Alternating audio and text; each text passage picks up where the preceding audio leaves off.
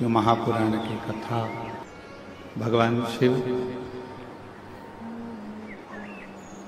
की जब कृपा होती है तब कहीं शिव महापुराण की कथा अपने क्षेत्र में श्रावण महीने में आयोजित हो पाती है। आराधना बृहस्पति भगवान ने काशी में करी। बृहस्पतिश्वर महादेव काशी में विराजमान। कौन से महादेव? जम के बोलिए जरा। बृहस्पतिश्वर महादेव काशी में विराजमान है।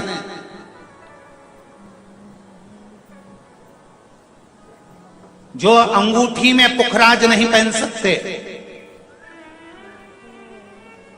जिनकी भाग्य रेखा उल्टी चल रही हो, बृहस्पति चमक ही नहीं रहा हो, जिस काम में हाथ डालते हैं वो काम पूरा ही नहीं होता हो, तो एक बार काशी जाना, बृहस्पतिश्वर महादेव का स्पर्श करना, उनका अभिषेक पूजन करना और उनका स्पर्श कर कर एक बेलपत्र ब्राह्मण देवता से मांग कर लेकर आ जाना कि इन बृहस्पतिश्वर महादेव से मुझे एक बेलपत्र दे दो। तुम्हें पुखराज पहना कि नहीं पहना, हीरा रतन माणिक पहना कि नहीं पहना, वो बेलपत्र इतना चमत्कार कर देगी कि जिंदगी में कभी संपदा की कमी आएगी ही नहीं। अगर बृहस्पति नहीं चमके तो बृहस्पतिश्वर महादेव, जहां पर बैठकर बृहस्पति भगवान ने शंकर भगवान की आराधना करी है, रोज गंगा जल जाना, गंगा जल लेकर आना, शिव जी की आराधना करना। एक शिवलिंग का निर्माण करा, उसकी आराधना में बृहस्पति भगवान डूब गए, उसकी आराधना में बृहस्पति महाराज निरंतर लगे रहे। और इतनी आराधना बृहस्पति महाराज ने करी, इतनी आराधना करी बृहस्पति महाराज ने कि शंकर भगवान सामने प्रकट हो गए। मांगो बृहस्पति, तुमको क्या चाहिए? कुछ नहीं, केवल आपका भजन। नाम रख दिया, तुम्हारा नाम बृहस्पति रहेगा। बृहस्पति भगवान का एक नाम बृहस्पति भी रख दिया और तुम साधारण नहीं रहोगे। तुमने मेरी आराधना करी है तो देवताओं के गुरु बनकर विराजमान होगे। अब अभी तक 2 भार इंद्र के पास में थे, बहुत ध्यान देकर समझना। 2 भार थे इंद्र के पास। इंद्र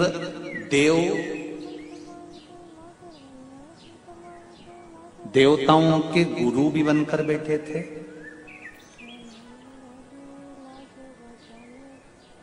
देवगुरु बृहस्पति की जगह पूर्व में इंद्र ही देवगुरु का पद संभाल रहे, और देवराज का पद भी इंद्र के पास में था। कौन कौन से पद थे? जम के बोलो जरा। पहला पद देवराज इंद्र का, दूसरा पद देवगुरु, देव गुरु का पद भी इंद्र के पास में था और देवराज का पद भी इंद्र के पास में था। इंद्र के पास में 2 सत्ता थी, एक देवराज इंद्र थे और दूसरे गुरु का पद भी इंद्र के पास में था। देवताओं के गुरु बनकर इंद्र घूम रहे थे, पर अब उल्टा हो गया। शंकर भगवान ने बृहस्पति महाराज को देव गुरु बना दिया।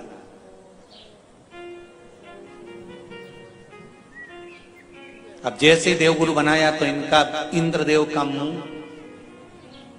अरे बोलो तो तुम, भगोड़ ऐसा हो गया, कुर्सी उतरी कि मुंह भगोड़ा। जब सौभाग्यवती नारी गोदी में ये सती मैया के प्रसंग से ये प्रसंग है, ध्यान देना महाराज, बहुत बहुत स्मरण में रखिएगा। आपके कोई पूछे तो आप लोगों को जवाब देने में दिक्कत नहीं आएगी और आप उस पर स्मरण करेंगे।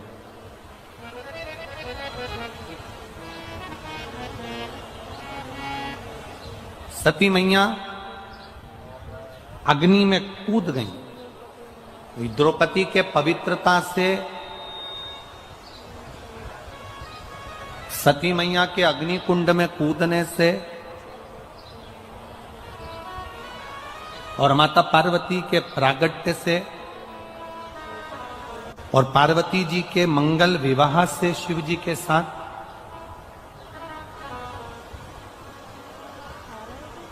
और शिव जी के यहां से जब भगवान शंकर के साथ माता पार्वती जी जब विवाह कर कर आ गई, शादी कर कर जब पहुंच गई, विवाह कर कर जब पहुंची हैं,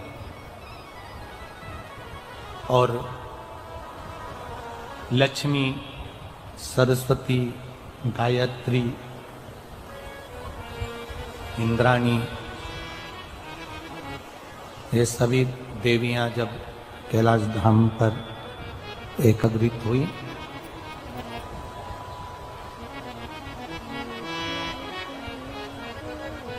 उस प्रसंग से इसको जोड़ा गया। सती मैया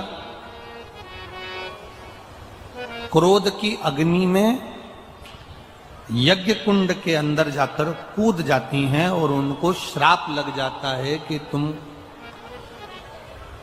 देव यज्ञ में, देवताओं के होने वाले इस कार्य में, होने वाले सत्कर्म में तुम कूदी हो, इसलिए तुम्हें कोयल की योनि प्राप्त हो। शंभु, तुम्हें कोयल की योनि प्राप्त हो।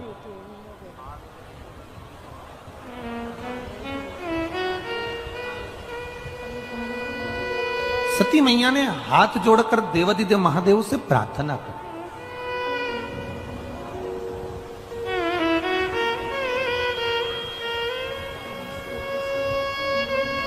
प्रभु, गलती तो हो गई, अब ये गलती तो हमसे हो गई है कि ये अग्नि में हम, यज्ञ की अग्नि में हम कूद गए हैं। थोड़ा बेस कम करो बाबा। यज्ञ की अग्नि में हम कूद गए, ये गलती तो हमसे हो गई है, पर क्षमा भी तो आप ही को करना है प्रभु, क्षमा भी तो आप ही को करना है। शंकर भगवान ने कहा, तुम कोयल के रूप में जन्म लेने के बाद में जब 2 आषाढ़ पड़ेंगे, जिसको दुनिया के लोग कोकिला अधिक मास कहेंगे, और ये 2 आषाढ़ में तुम जब मेरी आराधना करोगी अखंड सौभाग्य को पाने के लिए,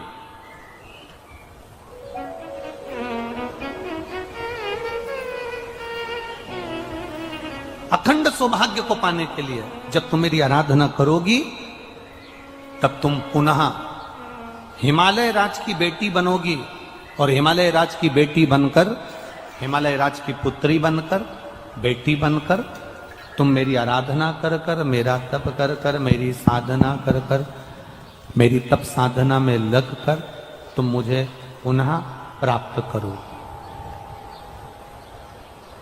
वापिस मुझे तुम प्राप्त करो। अब देखिएगा, कोयल का जन्म मिल गया माता सती को, और कोयल के जन्म को पाकर मां सती जगह जगह भ्रमण करने लगी। भ्रमण करते करते एक बार माता सती देवऋषि नारद के सम्मुख में प्रकट हुई।